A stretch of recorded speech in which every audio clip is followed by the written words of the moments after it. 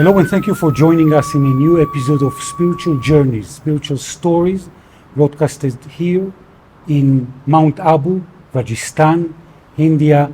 This time we're hosting David Goodman. Hello to you, David. Hi, Natalia. This is great. You know that for your perspective, when you're saying this is great, what exactly did you mean? No, actually, this is great because I love naturalness, I love authenticity, and so for me, an interview or a conversation should be a conversation like this. Honestly. It's face to face. I try to think it shouldn't be different that if we're sitting across the dining table, having dinner or having a coffee, or maybe even meeting at the bus stop somewhere. So I really like things natural. I prefer that too. Share with us, please, one moment, the most profound moment in your spiritual journey. Oh my. I told you I didn't do difficult questions. Wow. The most profound moment. You know, for me, I don't think there was a profound moment, but it was a series of gradual realizations, understanding that brought me to the point after 40 odd years meditating with Brahma Kumaris that actually I'm in the right place. I'm in the right place, and the ideas work for me. But you know, David, for many people that are going to be seeing this interview, they will say, okay, this is a great person, David Goodman, a dentist from Liverpool. What he has to do with spirituality? How did he come to this venue? What was the first step? Well, I got interested when I was fairly young, 15, 16. I can remember meditating with a candle in a dark room, my dad coming in the room and said, "What on earth are you doing? There's a football match on." I said, "Dad, I'm trying to learn to meditate." And How old were you? I must have been about 15 or 16, I don't know. And then my wife and I started getting interested in sort of spiritual things. You know, for me, I can tell you something which was quite profound. I remember after 4 or 5 years training as a dentist, and it's quite tough. I remember walking up to the results thing, and I looked at it and thought, wow, I've passed, good. And then I remember thinking just after that, oh, I don't feel any different. It's still the same me.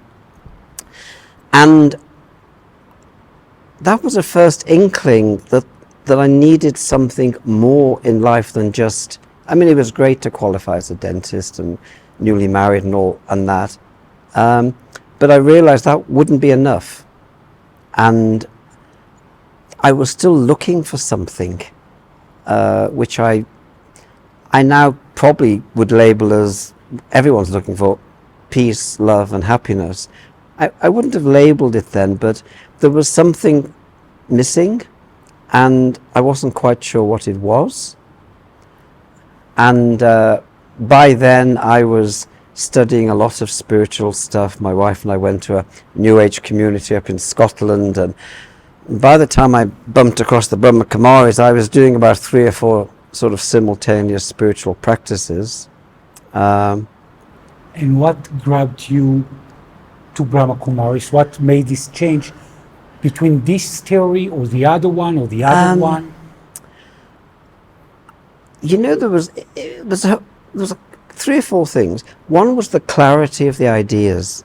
I'd read so much spiritual stuff, and I'd been around so many spiritual groups, and it was always a little bit vague when you talked about soul and God and this and that. But in the Brahma Kumaris, it was very, very precise. You know, soul, how the mind works, how the consciousness works, a take on God that I found easy to access. That was one thing. Secondly, the people were very authentic.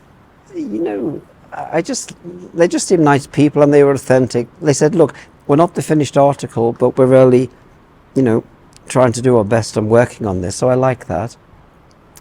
The third thing was that it was free. everything was free. And I really felt if something was genuinely spiritual, you wouldn't be charged for it. And then the fourth thing was, it worked. I mean, that's probably the most important thing, because I was always very active. I was a sporty person. Since I was a kid, I was always doing something, active sport. And as a kid's dentist, 20, 30 kids a day, my whole day is think, speak, do. So the idea of, because I'm from Liverpool, the Beatles, all right there, Paul, So the idea of meditation, particularly in the 60s, was that kind of image. But I thought, well, I can't do that, because my whole day, I've got to be really alert, attentive, active. And this meditation fitted the bill. One dream, David, that in 5 years or 10 years or 20 years in your spiritual journey that you would like to accomplish? To accomplish? Coming back to Mount Abu, I've been pretty much here every year except COVID since the 70s. And coming back this year, I'm feeling, I can feel a change.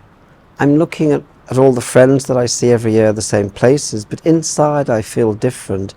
And what kind of change? Our basic teachings of being spiritually aware and seeing others as spirits rather than just the external or the labels. And that's starting to become more real. It's starting to become more constant. And I can feel the possibility, yes, that it's possible to reach a point where I would reach a state, we call it completion, wholeness for myself, where everything was filled in. Yeah. David, thank you very much for this wonderful conversation. And we'll finalize it maybe with a few seconds of silence together. Sure.